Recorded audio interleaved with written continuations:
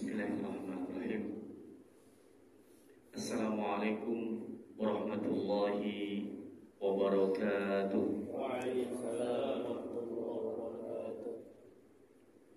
Alhamdulillahi ala ihsani wa syukru lahu ala taufiqihi wa amtinani. Wa asyhadu an la ilaha illallah wahdahu la syarika lah ta'ziman li sya'nihi. Wa asyhadu anna Muhammadan 'abduhu wa rasuluhu ad-da'i ila ridwanihi. Allahumma salli wa sallim alaihi wa ala alihi wa ashabihi wa ikhwani. Ya ayyuhalladzina amanu taqullaha haqqa tuqatih wa la tamutunna illa wa antum muslimun, amma ba'du. Yang saya hormati takmirah dan jamaah dari Masjid Al-Muhsinin, para jamaah yang dimuliakan Allah. Alhamdulillah, di siang hari ini kita masih dipilih oleh Allah untuk menjadi hamba-hambanya, untuk mendulang keberkahan di siang hari. Di tengah kesibukan kita dalam mencari nafkah, mudah-mudahan tidak masuk dan keluar kita dari tempat ini kecuali mendapatkan faedah ilmu yang bermanfaat. Amin. Salawat dan salam semoga selalu tercurah kepada junjungan alam kekasih Allah, Nabi kita Muhammad sallallahu alaihi wasallam. Begitupun kepada keluarga beliau tercinta, para sahabatnya, tabi'in, atba'ut tabi'in, dan siapapun yang mengikuti jejak langkah mereka dalam kebaikan. Mudah-mudahan kita termasuk di dalamnya. Jemaah rahimani Allah wa iyyakum. Diriwayatkan dari Imam Al-Baihaqi yang bersumber dari sahabat yang mulia Abdullah bin Mas'ud radhiyallahu anhu, dituturkan bahwa pada zaman dahulu kala ada seorang ahli ibadah. Seorang ahli ibadah yang beribadah kepada Allah selama 60 tahun. Luar biasa. Kalau zaman dahulu orang ahli ibadah dinamakan dengan rahib. Ya, rahib itu rohaba yarhubu, artinya orang yang takut kepada Allah. Kalau hari ini ahli ibadah sering diistilahkan dengan abid. Jadi zaman dahulu, kata Ibnu Mas'ud, ada seorang rahib, ada seorang ahli ibadah yang beribadah kepada Allah selama 60 tahun. Nah, kemudian Allah pun bermaksud menguji si rahib ini. Apa ujiannya? Ujiannya adalah Allah datangkan seorang wanita yang cantik jelita masuk ke tempat ibadah si rahib tadi. Kemudian Allahu Akbar, terjadi perbuatan maksiat selama 6 malam. Jadi ibadah 60 tahun, maksiat selama 6 malam. Nah, kemudian si rahib ini pun menyesal. Lalu dia keluar dari tempat ibadahnya dan mencari sebuah masjid untuk bertobat kepada Allah. Bagaimana tidak? Dia sudah ibadah 60 tahun, lalu melakukan maksiat selama 6 malam. Dia masuk ke masjid itu, kemudian bertobat kepada Allah, diam di dalamnya selama 3 hari 3 malam, tapi sayangnya tanpa makan dan minum. Walhasil si rahib ini kelaparan. Kelaparan dia.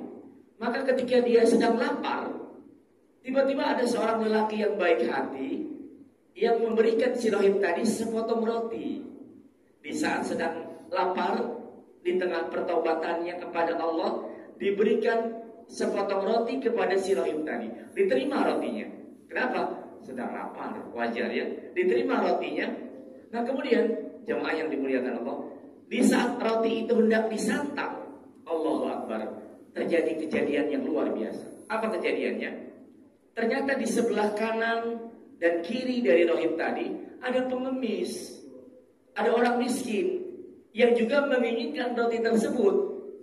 Maka si rahib tadi dalam kondisi sedang lapar, rotinya tinggal disantap, malah rotinya dia belah jadi 2. Separuh untuk pengemis yang ada di sebelah kanannya, separuh lagi untuk yang ada di sebelah kirinya. Dia sendiri memilih untuk tidak makan, padahal dia kelaparan.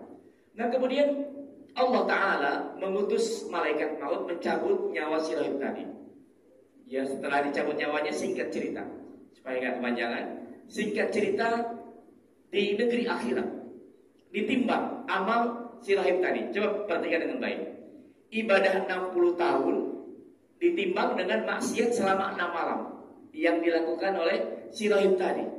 Ternyata maksiat 6 malam itu lebih berat dibandingkan ibadahnya selama 60 tahun. Luar biasa. Nah, kemudian didatangkan lagi tuh. Apa tuh? Amal yang lain. Amal yang mana? Amal yang tadi, memberikan sedekah dengan sepotong roti, ditimbang dengan maksiat selama 6 malam. Apa yang terjadi? Ternyata sedekahnya dengan sepotong roti jauh lebih berat dibandingkan dengan maksiatnya selama 6 malam. Jemaah yang dimuliakan Allah, pelajaran apa yang bisa kita petik dari kisah tersebut? Luar biasa ya. Ada orang ibadah 60 tahun, ternyata nilainya tidak seberapa dibandingkan dengan maksiat selama 6 malam. Lalu ditimbang lagi dengan amalan yang barangkali sederhana ya, bersedekah dengan sepotong roti, tapi di saat sedang lapar, ditimbang ternyata jauh lebih berat dibandingkan maksiat selama 6 malam. Pelajaran yang bisa kita petik dari kisah ini adalah al-ajru ala qadrin nasab. Al-ajru ala qadrin nasab. Ini barangkali bisa jadi oleh-oleh. Apa artinya? Artinya besarnya pahala bergantung tingkat kesulitan ibadahnya. Begitu juga kalau ibadahnya makin ringan, makin gampang, tentu pahalanya juga ringan. Si rahib tadi perhatikan dengan baik. Ibadah 60 tahun, judulnya lama 60 tahunnya, tapi nggak ada tantangan. Iya, tidak ada tantangan. Ibadah lancar, makanan ada, ruangan nyaman, tidak ada godaan. Tapi begitu digoda dengan seorang wanita, selesai sudah. Namun perhatikan dengan baik ibadah yang satu lagi, sedekah dengan sepotong roti. Walaupun ringan dalam pandangan kita dan barangkali manusia, tapi dia sedekahkan roti itu dalam kondisi sedang apa? Sedang lapar. Maka disinilah al-ajru ala qadrin nasab. Besarnya pahala bergantung tingkat kesulitan ibadahnya. Maka dari itu jemaah yang dimuliakan Allah, jangan pernah sungkan untuk melakukan amalan yang berat dan sulit. Ini kalau boleh saya bilang, bapak-bapak semua dan ibu-ibu yang di belakang barangkali dengerin ceramah di saat siang hari, sudah waktunya makan siang gitu ya. Masya Allah, saya lagi kelaparan semua ini ya, siap untuk makan, kecuali yang saum gitu kan. Masya Allah, ini kan berat, tapi Masya Allah, jangan ditanya pahalanya. Justru di saat sulit kita menjalankan ibadah, pahalanya jauh lebih besar. Saya berikan ilustrasi. Siang hari di saat panas begini, kalau kita berwudu, dengan malam hari di saat dingin, mau sholat malam, kita juga berwudu. Saya tanya nih, bapak semua, saya tanya, supaya nggak kelihatan lagi tidur, barangkali yang di pojok ya. Ya saya tanya, wudu siang hari di saat panas dengan wudu malam hari untuk sholat tahajud di saat dingin dan ngantuk, mana yang lebih berat? Mana yang lebih berat? Wudu malam hari. Oh, siang hari berwudu, Masya Allah nyaman. Tapi malam hari cobain, bapak-bapak semua mau sholat malam, ya apalagi rata-rata kita sudah tidur di kamar ber-AC, kondisi ngantuk, Masya Allah, dingin. Barangkali apa? Kasurnya empuk, selimutnya hangat, di sebelah ada istri cantik misalnya. Tambah berat bangun malamnya untuk wudu, tapi Masya Allah judulnya sama-sama berwudu, pahalanya bisa jadi berbeda. Makanya Allah tegaskan dalam Al-Quranul Karim, ya surah An-Najm ayat ke-39, wa al-laisa lil insan illa ma sa'a. Manusia itu nggak dibalas kecuali berdasarkan usahanya. Usahanya berat, pahalanya besar. Usahanya ringan, pahalanya ringan. Saya ambil contoh lagi. Kalau dilihat dari wajah-wajahnya barangkali yang masih bujangan tinggal beberapa ekor aja ini ya, Masya Allah. Ya, kita yang sudah menikah katakanlah demikian. Kita waktu mau cari jodoh, cari jodoh, ya. Tentu kita pengen jodoh yang ideal, betul ya? Ini ilustrasi. Apa jodoh yang ideal, bapak-bapak semua? Biar nggak ngantuk, coba. Pertama apa? Cantik. Kedua apa? Soleha, gitu ya. Ketiga apa? Pandai mengaji, katakan begitu ya. Keempat apa? Barangkali yang keempat, syukur-syukur kalau anak Pak Kiai. Wah, Masya Allah. Ini kan jodoh yang ideal ya. Cantik, soleha, pandai mengaji, anak Pak Kiai. Nah, saya punya cerita. Ada 3 anak muda zaman sekarang. Sebut saja namanya Johnny David Brown. Maaf kalau ada yang sama ya. Johnny David Brown. Anak muda zaman sekarang. Orang bilang kids zaman now, Gen Z katanya ya. Ini ceritanya nih, si Johnny David Brown mau melamar anak Pak Kiai yang terkenal di kampung, cantik, soleha, pandai mengaji, anak Pak Kiai. Nah, ketiganya berkumpul, Johnny David Brown berkumpul, kemudian ngobrol, sama-sama berminat dengan anak Pak Kiai. Mereka masih bujangan, ngobrol. Kayaknya kita nggak pas deh pakai nama Johnny David Brown ngelamar anak Pak Kiai. Akhirnya apa? Akhirnya sepakat ketiganya sementara ganti nama dulu. Biar apa? Biar agak Islami. Pemuda pertama ganti nama Abu Anas, bagus ya. Pemuda kedua ganti nama Abu Thariq, bagus juga. Pemuda ketiga ganti nama Abu Imran. Sudah ganti nama Islami. Ketiganya berangkat ke rumah Pak Kiai, ketuk pintu, assalamualaikum, waalaikumsalam, silakan masuk. Pak Kiai nanya, ada perlu apa kalian kesini? Dijawab, Pak Kiai, kami bermaksud melamar putri Pak Kiai yang cantik soleha itu. Silakan pilih oleh Pak Kiai siapa di antara kami yang terbaik. Kata Pak Kiai, boleh. Tapi saya punya perawat cuma 1. Gak mungkin 3-tiganya saya terima. Saya hanya terima 1. Akhirnya apa? Kata Pak Kiai, kita lakukan tes saja. Tes Pak. Dites, Masya Allah. Luar biasa Pak ya. Mau dapetin anak Pak Kiai, tes dulu ya. Pemuda pertama ditanya sama Pak Kiai, kamu siapa namanya? Dijawab, nama saya Abu Anas Pak Kiai. Wah, bagus namanya. Baik, tesnya gampang sajalah. Karena kamu namanya Abu Anas, tesnya baca Quran. Baca surah An-Nas. Si anak muda ini kesenangan gak? Wah, seneng banget ya. Dia gak salah pilih nama nih. Hanya dia baca surah An-Nas dengan semangat dan lancar. Pak Kiai ngangguk-ngangguk, bagus. Anak muda kedua ditanya, siapa namamu nak? Nama saya Abu Thariq Pak Kiai. Wah, bagus namanya. Baik, sama kayak yang tadi. Kamu namanya Abu Thariq, baca surah At-Thariq. Masih gampang ya, juz 30. Dia baca dengan lancar, Pak Kiai ngangguk-ngangguk, bagus. Anak muda ketiga ditanya, kayak salah pilih nama ini. Tadi namanya siapa Pak? Namanya siapa? Abu Imran. Salah pilih nama. Kebayang kan surah Ali Imran panjangnya kayak apa gitu ya. Ditanya sama Pak Kiai, kamu namanya siapa? Gregetan ditanya ya. Namanya siapa? Nama saya, tapi nggak kalah pinter ya anak muda. Nama saya Abu Imran Pak Kiai, tapi saya biasa dipanggil Kulhu katanya. Jadi ngeles deh ya, supaya gampang dia baca surah Al-Ikhlas, Qul huwallahu ahad. Masyaallah. Ya, Bapak Ibu yang dimuliakan Allah, inilah al-ajru ala qadrin nasab. Besarnya pahala bergantung tingkat kesulitan ibadahnya. Ini kita sampai jam berapa nih Kiai? Jam 1. Oh ya, baik, kita bisa lanjut.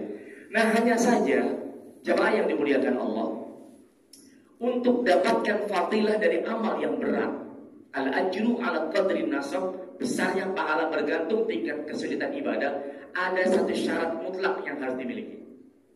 Syarat mutlak ini merupakan titik puncaknya ibadah, namanya ikhlas. Apa namanya? Ikhlas. Untuk bisa dapat pahala yang besar dari amal yang berat, perlu satu faktor namanya ikhlas. Hanya saja. Nah, ini makanya temanya hari ini saya buat ringan. Jadi kalau saya langsung bahas tadi tema peran orang tua, saya perlu slide nih. Perlu slide. Betul, saya habis safar dari luar kota, jadi saya nggak bawa laptop ya. Barangkali lain waktu kita bisa bahas tema-tema yang berat. Ini tema yang ringan. Nah, untuk bisa sampai ke level ikhlas, itu perlu 2 tangga. Perlu 2 tangga. Ya, orang ikhlas jangan ditanya lah. Apapun yang menjadi kebutuhannya Allah kasih. Selamat di alam kubur, selamat di neraka, silakan masuk surga. Orang ikhlas. Tapi untuk sampai level ikhlas perlu 2 tangga di bawahnya. Yang pertama namanya tangga ilmu. Tangga apa? Ilmu. Yang kedua namanya tangga amal. Tangga amal. Jadi harus ilmu dulu, baru kemudian amal, baru kemudian ikhlas. Jadi jangan ngomong ke saya ikhlas tapi nggak beramal. Jangan sampaikan saya beramal tanpa didasarkan ilmu. Masya Allah. Makanya ada perkataan yang luar biasa dari seorang imam besar namanya Al-Imam Muhammad bin Idris Asy-Syafi'i rahimahullah. Biasa kita menyebutnya dengan nama Imam Syafi'i. Masya Allah. Beliau pernah berkata begini, Bapak Ibu semua, perhatikan dengan baik. Ini ilmu. Pasti menarik perkataan beliau ini. Perhatikan. Beliau berkata sederhana begini. An-nas kulluhum mauta illal alimun wal alimuna niyamun illal amilun wal amiluna mu'tarruna illal mukhlisun. Sederhana perkataan ini. Perhatikan dengan baik. An-nas kulluhum mauta.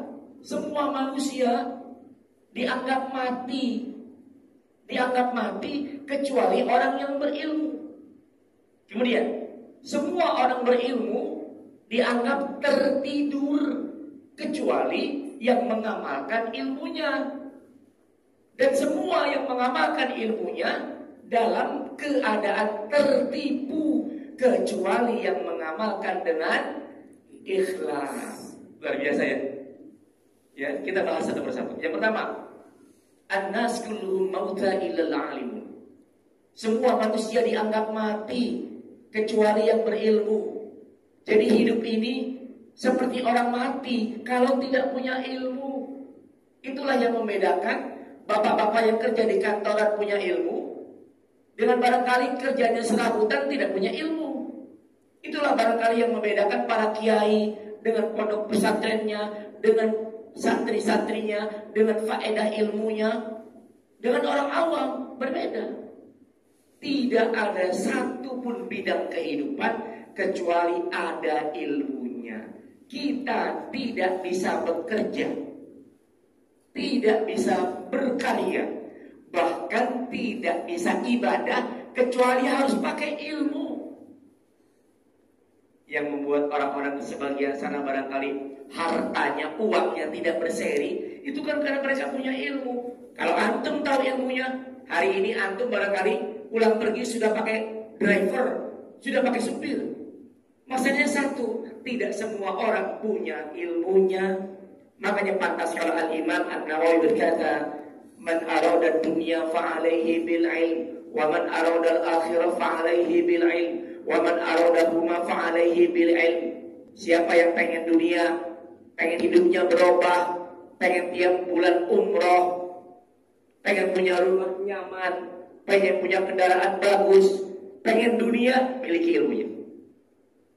Siapa yang menginginkan akhirat, selamat di alam kubur, bebas dari neraka, silakan masuk surga, miliki ilmunya.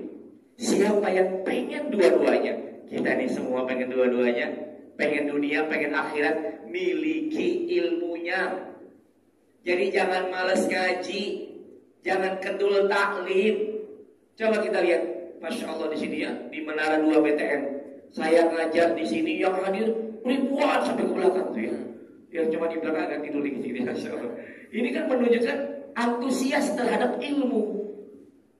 Karena yang membuat kita derajatnya naik kan ilmu, betul? Coba tadi, Masya Allah, Kiai jadi imam, itu kelihatan banget kalau beliau itu khali. Masya Allah ya, nadanya, suaranya. Kemudian tadi ada nih, Akhna Sidratul Muntaha, Masya Allah. Itu adanya begitu merdu, jangan dipikir sekali latihan bisa ya. Beliau ngaji di Kalibata ya, tahsin berapa lama nih kami ya, Masya Allah. Jadi semuanya ada ilmunya. Demi Allah, antum pengen sukses, miliki ilmunya. Tapi nggak pakai ilmu, kacau semuanya.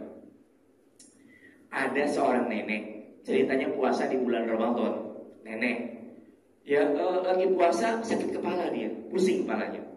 Nah kemudian karena puasanya nggak pakai ilmu, dia lari ke dapur, buka kotak penyimpanan obat karena pusing. Dia minum, dia ambil sebutir Bodrex.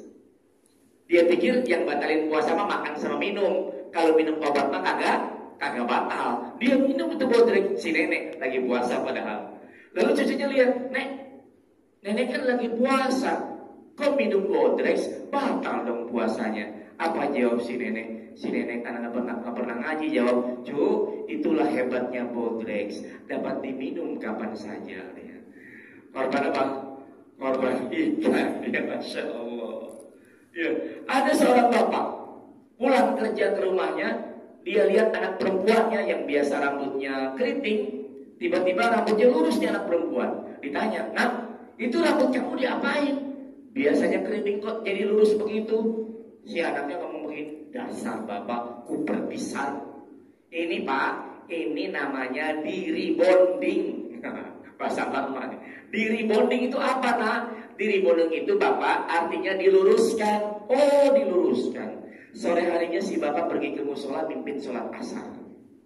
Sebelum dia jadi imam takbir, dia nengok ke belakang loh, kayak tadi itu Ustaz.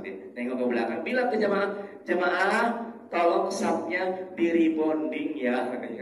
Masya Allah, diluruskan maksudnya ya, diluruskan, Masya Allah. Ini kan bahaya ya Pak, kalau kita nggak punya ilmu bahaya. Ya, as-salatu khairum minan naum. Kalau subuh itu kan, ya kan? Apa artinya Pak? Untuk sholat kita naon, bukan gitu ya? As-salatu khairum minan naum artinya apa Pak? Sholat lebih baik daripada tidur. Kalau muadzin yang pakai ilmu, azannya nggak dipanjangin ujungnya. As-salatu khairum minan naum. Kalau dia punya ilmu, pasti dia baca pendek. As-salatu khairum minan naum. Kayak di Mekah. Salat itu lebih baik daripada tidur. Coba kalau dipanjangin. As-salatu khairum minan naum. Seolah-olah nyuruh apa Pak? Tidur. Naum. Tidur aja, tidur gitu ya. Masya Allah. Terkait dengan ilmu. Ada imam baca, Alhamdulillahi Rabbil Alamin. Segala puji bagi Allah Tuhan semesta alam. Coba nggak pakai ilmu. Ainnya diganti dengan hamzah. Ain itu kan di wasatul hal, pertengahan tenggorokan. Dia ganti dengan hamzah. Alhamdulillahi Rabbil Alamin. Maknanya berubah Pak. Kalau tadi segala puji bagi Allah Tuhan semesta alam, dirubah jadi hamzah. Segala puji bagi Allah rajanya orang-orang yang penyakitan. Berubah maknanya. Man dalladhi yashfa'u 'indahu illa bi'idnih. Dan siapakah yang bisa memberikan syafaat pertolongan di sisinya tanpa izinnya? Lalu gak bisa mengucapkan huruf shin, diubah menjadi sin. Yashfa'u jadi yasfa'u. Maknanya berubah Pak. Man dalladhi yashfa'u 'indahu illa bi'idnih. Berubah maknanya. Dan siapakah yang bisa memberikan tempelengan? Yasfa' tempelengan, tamparan. Allahu Akbar. Ilmu. Kalau nggak pakai ilmu repot, ya kan? Makanya kita biarkan ada orang yang sholat kadang begini, kadang begini, kadang di sini, kadang power perut, kadang di sini, kadang ada yang begini. Ya masing-masing punya ilmunya. Bukan pada tempatnya kita berdebat kan? Biarkan saja. Kalau dia punya dasar dari ilmunya, silakan saja. Ada orang yang ketika habis i'tidal mau sujud, ada yang tangan dulu, ada yang lutut dulu. Itu semua ada ilmunya. Yang penting kan ngajinya, bukan masalah nyalah-nyalahin orang. Betul ya? Itu yang pertama. Kita dianggap mati kalau tidak punya ilmu. Yang kedua, wal alimuna niyamun illal amilun. Semua yang berilmu dalam keadaan tidur, niam, tidur, kecuali yang mengamalkan ilmunya. Pak, ngaji udah, kuliah udah, gelarnya Masya Allah, LCMA, doktor pula, tapi tidak mengamalkan ilmunya. Waktu sholat di rumah, waktu sedekah nggak mau sedekah, waktu bersin tidak mengucapkan Alhamdulillah atau menjawab Yarhamukallah. Ini kan pakai ilmu semuanya, nggak diamalin ilmunya. Itu seperti apa? Seperti orang yang lagi tidur. Pak, gelarnya panjang, profesor, doktor, LC, MA, tapi tidak mengamalkan ilmunya. Cicing wae di imah gitu ya. Itu tidak bermanfaat seperti orang yang tidur. Bapak-bapak yang dimuliakan Allah, saya mau tanya. Jawab ya. Itu yang ditangkepin punten sama KPK, Komisi Pemberantasan korupsi. Saya tanya, orang bodoh, orang pintar? Pintar. Orang pintar, berilmu tidak? Berilmu. Masalahnya satu, apa? Tidak mengamalkan ilmunya. Tahu uang rakyat nggak boleh diambil, tahu milik negara nggak boleh dikorupsi, dia sikat. Namanya berilmu, tidak mengamalkan ilmunya. Dan saya harus sampaikan dengan rasa sedih yang mendalam, penyebab terbesar kerusakan di negeri kita di segala bidangnya karena orang tahu, cuma tahu doang, tapi nggak diamalin. Coba lihat, kalau ada perdebatan di Facebook, semua orang tertiba jadi kiai, betul? Wah, semua boleh. Tapi giliran mengamalkan ilmunya boro-boro. Jadi jangan bicara tinggi-tinggi dulu lah. Yang penting ilmu sedikit amalin, tahu sedikit amalin, gitu kan? Contoh sederhana, terkait dengan hubungan bermasyarakat. Ada satu penyakit yang menjangkiti hampir semua kalangan, termasuk ulama, Pak. Nama penyakitnya adalah hasad. Hasad. Apa artinya hasad? Iri hati atau dengki. Kalau bahasa mama dedehnya SMS. Senang melihat orang lain susah. Dibalik, susah melihat orang lain senang. Masya Allah. SMS. Ini penyakit hasad. Ini berbahaya. Ada dua tetangga ceritanya. Namanya sebut saja Jaya dan Emen. Si Jaya dan si Emen. Ini dua tetangga terus menerus hasad. Kalau si Jaya pasang pagar di depan rumahnya, si Emen nggak mau kalah pasang pagar. Kalau si Jaya cat rumahnya warna hijau, si Emen nggak mau kalah cat rumahnya warna hijau. Hasad, penyakit berbahaya. Padahal mereka 2 tahun nggak boleh dilakukan. Suatu ketika, Pak, pas bulan Agustus, bulan depan bulan Agustus ya, itu ada peringatan kemerdekaan. Si Jaya inisiatif bikin spanduk di depan rumahnya. Ya, bunyinya apa, Pak? Bunyinya Indonesia tetap jaya. Si Emen panas kan? Panas ya, panas. Bikin spanduk juga tandingan. Kalau si Jaya Indonesia tetap jaya, kalau si Emen apa, Pak? Indonesia tetap Emen. Untuk Emen ya. Masya Allah. Ya, inilah yang kedua, punya ilmu yuk sama-sama kita amalkan. Nanti ada yang jawab ya. Baik, terakhir yang ketiga. Yang ketiga, wal 'amiluna mu'taruna illal mukhlisun. Semua orang yang mengamalkan ilmunya dalam keadaan mu'tarru, tertipu, kecuali yang mengamalkan ilmu dengan ikhlas. Tertipu dia, Pak. Ngaji sudah, mengamalkan ilmu sudah, tapi dia tertipu gara-gara mengamalkan ilmu tidak dengan ikhlas. Itulah titik tertinggi, ikhlas. Mana makna ikhlas? Apa makna ikhlas? Ikhlas itu kalau di surah Muhammad maknanya asalan musaffa. Asal itu madu. Musaffa itu artinya murni. Jadi asalan musaffa, madu yang murni. Jadi ikhlas itu, ini pengen tahu ikhlas ya. Ikhlas itu maknanya murni. Beda dengan sabar. Kalau orang dapat musibah sabar, tapi sabar beda dengan ikhlas. Orang sering ketukar-tukar ya.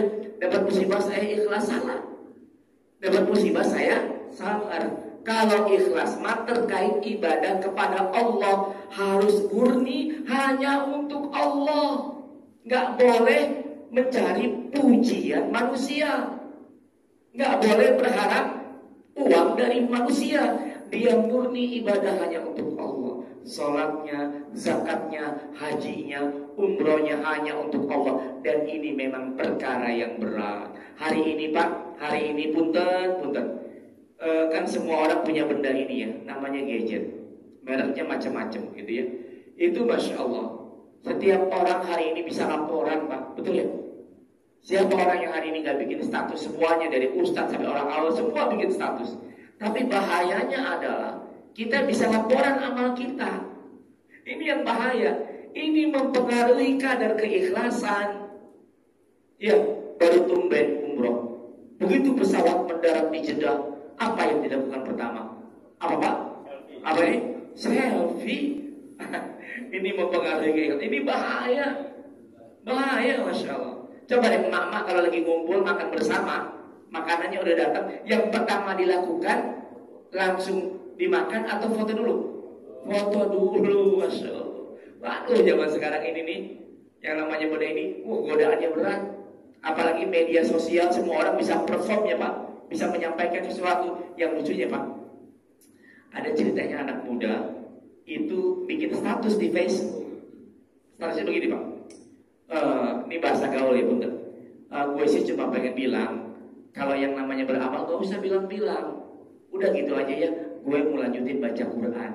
Nah, Masya Allah, lucu gak? Lucu ya? Dia bilang jangan bilang-bilang gitu ya, tapi ujungnya dia mau laporan bahwa dia sedang baca Quran.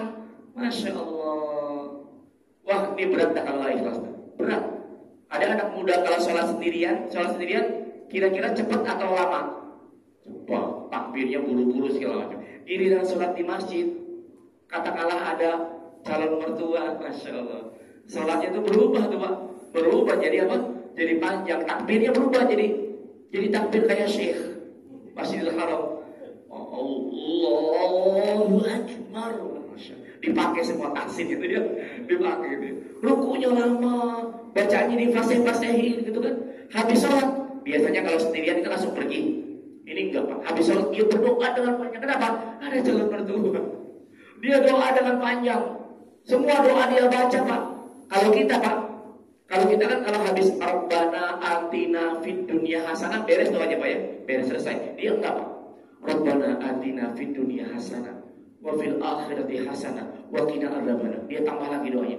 Allahumma barik lana fima razaqtana wa qina adzabannar. Dia tambah lagi doanya Pak. Bismika Allahumma amut wa ahya. Dia tambah lagi doanya Pak. Allahumma inni a'udzubika minal khubuthi wal khaba'ith. Semua doa dia baca. Saking pengen dibilang apa Pak?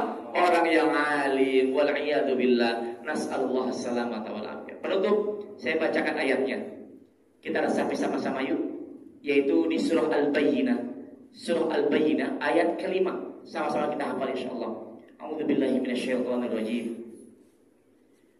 Wa ma umiru illa liya'budullaha mukhlishina lahud-dina hunafa wa yuqimus salata wa yu'tuz zakata wa dzalika dinul qayyimah. Dan kamu tidak diperintah, tidak disuruh kecuali menyembah Allah dengan memurnikan ketaatan kepadanya.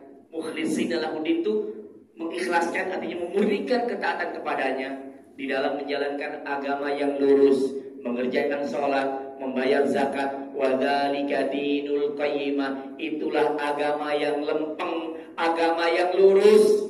Jadi kalau hari ini kita kebingungan Pak, pilih mana agama yang benar. Kiai ini bilang begitu, kiai itu bilang begini. Ya Pak, ada mazhab ini, mazhab segala macam. Jawabannya ada di ayat ini. Agama yang lurus itu adalah orang yang murni ibadahnya hanya untuk Allah. Makanya saya sampaikan di awal tadi, ini titik kulminasi ibadah. Ini tingkat level tinggi ibadah, yaitu ikhlas. Tapi jembatannya dua. Sebelum ikhlas harus beramal, sebelum beramal harus berilmu. Itu keseluruhan yang perlu kita lakukan sebagai mad'u, sebagai santri, sebagai orang Islam. Mudah-mudahan kita semua jadi orang-orang yang ikhlas ya Pak. Amin. Dan kalau hari ini kita bisa saling menatap di tempat ini, mudah-mudahan telah kita bersama-sama bisa mengetuk pintu surga. Amin ya rabbal alamin. Baik, sisa waktu yang ada alhamdulillah ada sekitar 3 atau 4 menit. Barangkali ada yang ingin bertanya, dipersilakan. Kalau ada silakan.